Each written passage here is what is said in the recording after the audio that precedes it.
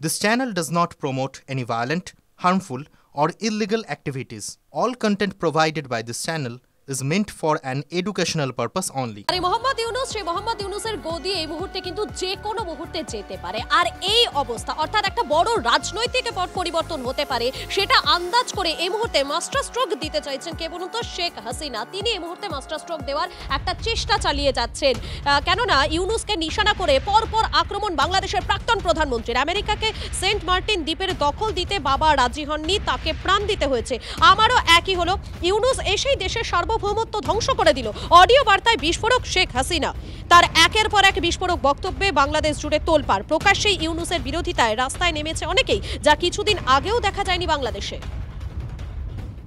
দেশ বিক্রি করে ক্ষমতায় থাকতে হবে এই চিন্তা আমার কোনোদিনই ছিল না, কিন্তু আজ কি দুর্ভাগ্য, এমন এক ব্যক্তি ক্ষমতা আসলো, সবাই নাকি তা সারা দেশের মানুষের একেবারে খুব পছন্দের মানুষ, বিশ্বের পছন্দের মানুষ, আর সেই মানুষ আজকে ক্ষমতা এসে কী হলো? মানে এত বড় চিটিং করবে সেটা তো আমরা ধারণাই করতে পারিনি। মানুষ যে এত ভিতরে এত শয়তানি বুদ্ধি থাকবে আমি জানবো কোত্থেকে। তবে এই মুহূর্তে দাঁড়িয়ে একটাই বিষয় বলা যায় যে বাংলাদেশে প্রবল অস্থিরতার পরিস্থিতি আবারও তৈরি হচ্ছে, এবং তার পাশাপাশি আমার দেশে কিন্তু অনুপ্রবেশের চিন্তা বাড়ছে।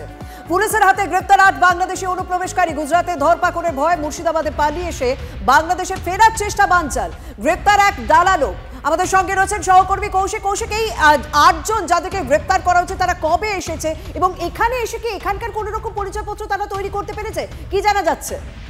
দেখো শর্মিষ্ঠা, তোমাকে জানিয়ে রাখি প্রথমেই যে এরা প্রথমে ভারতে প্রবেশ করার পর কিন্তু তারা নথি তৈরি করে নিয়েছিলেন, অর্থাৎ আধার কার্ড এবং যে ভোটার কার্ড সেই সব নথি কিন্তু তৈরি করে নিয়েছিলেন। তবেই তারা এখান থেকে গুজরাটের উদ্দেশ্যে পাড়ি দিয়েছিলেন এবং গুজরাটে সেখানে পরিযায়ী শ্রমিকের কাজ করছিলেন। এবং যে ধরপাকড় চলছে সেই ধরপাকড় শুরু হওয়ায় তারা কিন্তু মুর্শিদাবাদে এসে আশ্রয় নেয়। এরপর যেসব দালাল রয়েছে তাদের মাধ্যমে কিন্তু আবার বাংলাদেশে ফেরার চেষ্টা করছিলেন। সেই ফেরার সময় মুর্শিদাবাদে বেশ কয়েকদিন আত্মগোপন করে থাকার পর গতকাল রাতে যখন রানীনগরের সীমান্ত এলাকায় যাওয়ার চেষ্টা করছিলেন একটি গাড়িতে করে, সেই সময় কিন্তু এক দালাল সহ 8 বাংলাদেশি নাগরিককে গ্রেপ্তার করে এবং তাদেরকে জিজ্ঞাসাবাদ করে জানা যাচ্ছে যে আরো অনেকে আছে বলে, এমনটাও সূত্রে জানা যাচ্ছে। শুধুমাত্র যে এই 8 জন এমনটা নয়, আরো অনেকে তাদের সঙ্গে ভারত প্রবেশ করেছিল, তারা বিভিন্ন জায়গায় ছড়িয়ে ছিটিয়ে রয়েছে এবং এইরকম ভাবেই মূলত তারা পরিযায়ী শ্রমিকের ভারতে প্রবেশ করে এবং এখানে আধার কার্ড বা ভোটার কার্ড তৈরি করার পর বিভিন্ন জায়গায় ছড়িয়ে ছিটিয়ে পড়ে পরিযায়ী শ্রমিকের কাজের জন্য। ধন্যবাদ। শুধুমাত্র সীমান্ত লাগোয়া জেলাগুলোতে নয়, বিপদে কিন্তু একেবারে খাস শহর কলকাতাতেও, কারণ শহর কলকাতা থেকেও গ্রেপ্তার করা হয়েছে এক বাংলাদেশি অনুপ্রবেশকারীকে। এই মুহূর্তে আরও একটা বড় আপডেট আপনাদের জানিয়ে রাখি, একেবারে শহর কলকাতা থেকে পুলিশের এএসআইকে ধাক্কা মারার ঘটনার তদন্তে নেমে ধৃত এক বাংলাদেশি। আরও বিস্তারিত বিষয় জানবো, আমাদের সহকর্মী সুজয় আমাদের সঙ্গে রয়েছেন। সুজয়, কিভাবে এই বাংলাদেশিকে চিহ্নিত করা গেল, কিভাবে পুলিশ জানতে পারলো যে এই ব্যক্তি ধৃত, মানে যে ব্যক্তিকে ধরা হয়েছে সে জাল নথি দিয়ে আধার কার্ড তৈরি করে আমাদের কলকাতা শহরে একেবারে বসবাস করছে?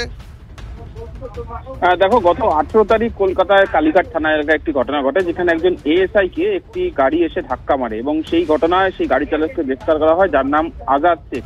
তার কাছে থাকা ড্রাইভিং লাইসেন্স এবং অন্যান্য নথি যখন কালীঘাট থানার পুলিশ খতিয়ে দেখে, তখন দেখা যায় যে তার পরিচয়টাই, অর্থাৎ ভারতীয় পরিচয়টাই জাল। আসলে সে বাংলাদেশি, সমস্ত জাল নথি দিয়ে সে ভারতীয় পরিচয়পত্র গ্রহণ করেছে এবং গ্রহণ করে উত্তর 24 পরগনায় একটি জায়গায় সে ছিল, দীর্ঘদিন ধরে ছিল। ফলে একজন বাংলাদেশি সে কলকাতা শহরের বুকে জাল নথি নিয়ে ভারতীয় পরিচয় ব্যবহার করে দীর্ঘদিন ঘটছিল এবং অবশেষে একটি দুর্ঘটনায় সেই সত্যটি সামনে আসলো। ফলে একটা জিনিস স্পষ্টই বুঝতে পারবে যে এরকম আরো কত বাংলাদেশি লুকিয়ে থাকতে পারে বিভিন্ন ভাবে। একেবারেই তাই, মানে এটা নেহাত একটা তদন্তে নেমে ধরা পড়েছে, কিন্তু তার মানে শহর কলকাতায় তো বটেই, এই রাজ্যে আরো কত বাংলাদেশি অনুপ্রবেশকারী এভাবেই দিনের পর দিন বসবাস করছে, এটা এই মুহূর্তে প্রশাসনের মাথা ব্যথা বাড়াচ্ছে। অনেক ধন্যবাদ সুজয়।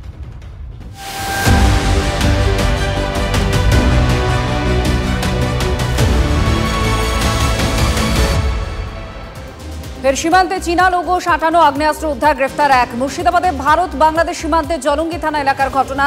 ধৃত আলী হোসেনের কাছ থেকে উদ্ধার হয়েছে 2টি 7mm পিস্তল, 4টি খালি ম্যাগাজিন আর 5 রাউন্ড গুলি। কিডনি পাচারের সঙ্গে যুক্ত থাকার অভিযোগ, রাতভর সিবিআই হানা বর্ধমানের এক চিকিৎসকের বাড়িতে। সিবিআইয়ের 8 জনের একটি দল মিঠাপুকুরের হাতিশালা এলাকায় তল্লাশি চালায়। চিকিৎসক তপন কুমার জানার বাসভবনে হানা দেয়। উদ্ধার নগদ 24 লক্ষ টাকা, হিরে, সোনার গয়না। চিকিৎসক পত্নীর মুখে কুলু। ঘাটাল মাস্টার প্ল্যানের জন্য নির্মিত স্লুইস গেট নিয়ে চিন্তায় স্থানীয় বাসিন্দারা। বর্ষার আগে স্লুইস গেট তৈরির কাজ শেষ না হলে ঘাটালের বিস্তীর্ণ এলাকা প্লাবিত হওয়ার আশঙ্কা। অভিযোগ ধীর গতিতে নির্মাণ কাজ চলছে। বর্ষার আগেই 5টি স্লুইস গেট তৈরির কাজ শেষের দাবি স্থানীয়দের। হাওড়ার মোংলাহাটে ফের অগ্নিকাণ্ড। 4তলা বিল্ডিং এর ওপর তলায় ধোঁয়া বেরোতে দেখে আতঙ্কে স্থানীয়রা। কালো ধোঁয়ায় ঢেকেছে এলাকা। আগুন নেভাতে ঘটনাস্থলে দমকলের একাধিক ইঞ্জিন। কি কারণে আগুন খতিয়ে দেখা হচ্ছে। ময়নার বিজেপি নেতা খুনের মামলায় এনআইএর হাতে 2 বছর পর গ্রেফতার মূল অভিযুক্ত মনোরঞ্জন হাজরা। এনআইএর ভূমিকায় খুশি বিজয় কৃষ্ণের পরিবার। অভিযুক্তের ফাঁসির দাবি জানিয়েছে মৃতের পরিবার। 2 বছর পর গত রাতে গ্রেফতার করা হয় মনোরঞ্জন হাজরাকে। ফোন খোয়া যেতেই দফায় দফায় ব্যাংক অ্যাকাউন্ট থেকে টাকা গায়েব। প্রায় 4 লক্ষ টাকা খুইয়ে মাথায় হাত সরকারি কর্মচারীর। বাঁকুড়ার ইন্দাস ব্লকের দিবাকর বাটি গ্রামের বাসিন্দা সুধাংশু দাস প্রতারণার শিকার হয়েছেন। টাকা ফিরে পেতে পুলিশ আর সাইবার প্রতারণা বিভাগের দ্বারস্থ হয়েছেন তিনি।